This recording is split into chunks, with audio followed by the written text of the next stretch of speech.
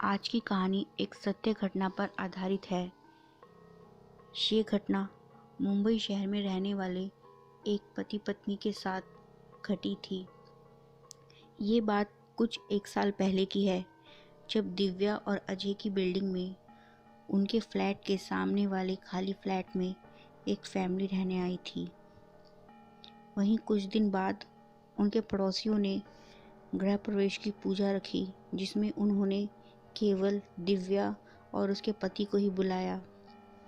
दिव्या का पति अजय तो ऑफिस गया था, इसीलिए दिव्या अकेली ही अपने पड़ोसियों की गृह प्रवेश पूजा में गई। तो दिव्या ने एक बड़ी ही अजीब सी चीज़ देखी। उसने देखा कि उसके पड़ोसियों ने पूजा में काले रंग के कपड़े पहने हैं, बड़े से लेके बच्चे तक ने। दिव्या के लिए ये चीज़ बड़ी ही अजीब थी। वहीं उसके पड़ोसियों ने पूजा के बाद दिव्या को प्रसाद के रूप में खीर दी। दिव्या उस खीर को लेकर अपने घर लौट आई। दिव्या ने वो खीर खा ली और वो खाकर दोपहर के वक्त उस खीर को सो गई। पूरी दोपहर दिव्या को अजीबोगरीब डरावने डरावने सपने दिखते रहे और दिव्या काफ़ी डर गई। जब भी दिव्या अपने पड़ोसियों के घर जाती तो उसे हमेशा कुछ ना कुछ अजीब सा महसूस होता, जैसे कि कोई उसके कान में उसका नाम पुकार रहा हो, या फिर उसे अपने पड़ोसियों के घर में डरावने डरावने साए दिखाई देते। उसे लगा शायद उसके पड़ोसियों के घर में किसी भूत प्रेत का साया है। वहीं एक दिन दिव्या रात के वक्त सो रही थी, तो उसे आधी रात के वक्त कुछ अजीब सी आवाज़ सुनाई दी। जब उसने ध्यान से सुना तो वो ढोल नगाड़ों की आवाज़ थी, बड़े ही अजीब तरीके के ढोल नगाड़ों की। दिव्या उन आवाज़ों का पीछा करते करते अपने पड़ोसियों के दरवाजे तक पहुंच गई।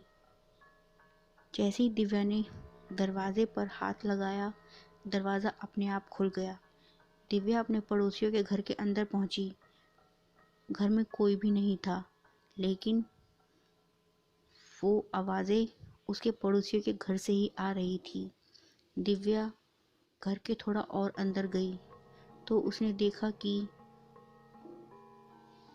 अंदर वाले कमरे में एक डरावनी सी दिखने वाली मूर्ति के आगे बहुत सारे लोग काले रंग के लबादे पहने हुए इकट्ठा थे और कुछ लोग अजीबोगरीब से इंस्ट्रूमेंट्स बजा रहे थे। दिव्या को ये समझने में ज़रा सी भी देर नहीं लगी कि आखिर वहाँ चल क्या रहा है। दिव्या उल्टे पैर लौट आई। दिव्या ने अपने पति अजय को बताया कि उनके पड़ोसी शैतान के सेवक हैं। ये बात सुनकर अजय ने दिव्या से कहा, दिव्या, तुम्हें ज़रूर कोई गलतफहमी हुई है। हॉरर मूवीज़ देखना थोड़ा कम कर दो। तुम्हें तो हर जगह भूत नज़र आते हैं, पता नहीं तुम्हारा क्या होगा। इस तरीके से दिन गुजरने लगे। दिव्या काफ़ी डरी और सहमी सी रहने लगी। वहीं कुछ दिन से अब रोज़ दिव्या के दरवाजे पर कोई नींबू काट कर छोड़ जाता।